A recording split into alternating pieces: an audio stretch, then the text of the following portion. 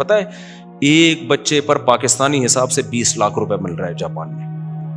اتنی سہولتیں ہماری گورنمنٹ, مجھے گورنمنٹ نے 1 ٹکا نہیں دیا ہے, مجھے ایک بچے پہ بھی 1 ٹکا نہیں ملا مجھے, سمجھ رہے ہو, بلکہ تانے ہی ملتے ہیں کہ آپ نے قوم کا بوجھ, قوم کے لیے دھرتی پہ جو ہے نا بوجھ بن گئے ہو آپ, اتنے آپ نے پیدا کر دیے بوجھ.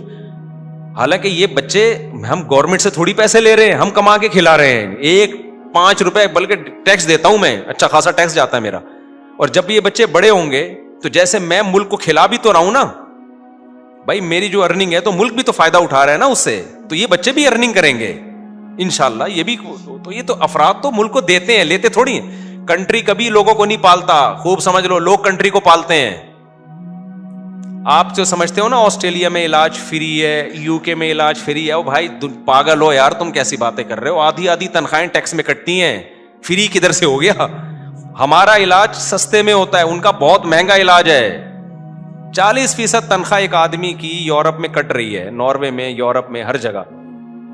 اور علاج کتنے کا کرا لے گا؟ ایک آدمی کی 10 لاکھ تنخواہ ہے یا 1 کروڑ تنخواہ ہے, تو 40 لاکھ کٹ رہا ہے اس کا. تو 40 لاکھ کا بیمار تھوڑی ہوتا ہے وہ, اتنا خرچہ تھوڑی, وہ ساری زندگی کٹتا ہے. بیمار ہو تو ایک دفعہ ہوگا تو اس میں 1-2 کروڑ خرچ ہو جائیں گے. وہ کہ ایک پیسہ بھی نہیں لیا ان لوگوں نے مجھ سے. یہ ہوتا ہے گورنمنٹ, یہ ہے علاج. کیا ہے؟ فری. ابے فری وری نہیں ہے, تیری تنخواہ سے جو ہر سال گورنمنٹ کھا رہی ہے نا, تو کھلا رہا ہے گورنمنٹ کو. گورنمنٹ کسی کو نہیں کھلاتی. گورنمنٹ کوئی ہاتھ پاؤں آنکھیں ناک تھوڑی ہوتی ہیں جو کما کے دے, وہ انسان ہے, وہ گورنمنٹ کو کھلاتے ہیں. تبھی تو کہتے ہیں نا پاکستانیوں کو باہر جاؤ, پیسہ بھیجو گے تو ملک کیا کرے گا؟ ترقی کرے گا. تو انسانوں سے ترقی کرتا ہے ملک, تو انسان ہوں گے تو ترقی کرے گا, نہیں ہوں گے تو پروگرام بڑھ جائے گا. اب جاپانیوں نے کیا کیا, کوالٹی کو فوکس کرو, کوانٹٹی کو فوکس, یہ ٹوبی ڈرامے جو ہمارے سیکولر لوگ چلا رہے ہیں.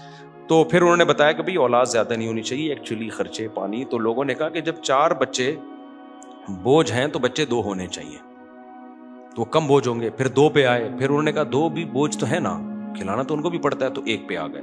آبادی کیا ہو گئی؟ گھٹنا. بہت سے لوگوں نے کہا شادی نہیں کرو, تو گھٹتے گھٹتے اب یہ حال ہو گیا جاپان کا. جاپان کا ویزا دنیا کا مشکل ترین ویزا تھا. وہ کہتے تھے ہم نے ایک باغ لگایا اپنے ملک میں, گلشن, سونساں والا گلشن لگایا ہم نے.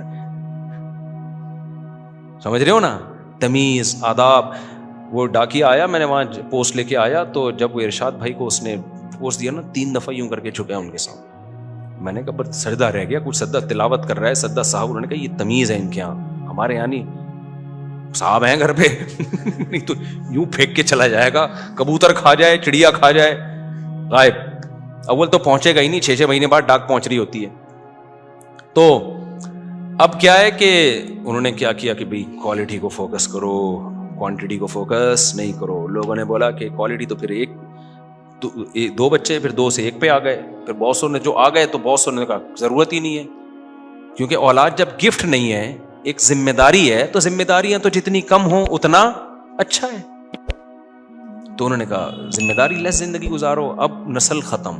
اب نتیجہ کیا نکل رہا ہے, جاپان اتنا پریشان ہے, اب وہ مجبوراً غیر ملکیوں کو ویزے دے رہا ہے کہ بھائی ہمارے پاس کام کے لیے افراد نہیں ہے. وہ غیر ملکی جا کے ان کی سوسائٹی اور کلچر جو ان کا گلشن ہے اس کی ایسی کی تیسی کر رہے ہیں.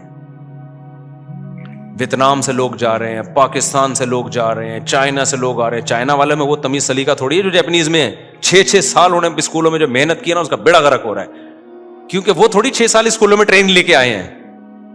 جو یہاں سے جا رہے ہیں یا چائنا سے آ رہے ہیں یا ویتنام سے آ رہے ہیں, یا بہت ساری قومیں ہیں وہاں پہ, قانون توڑ رہے ہیں, چوریاں چکاریاں ہو رہی ہیں, انہوں نے تمیز سیکھی نہیں ہوتی.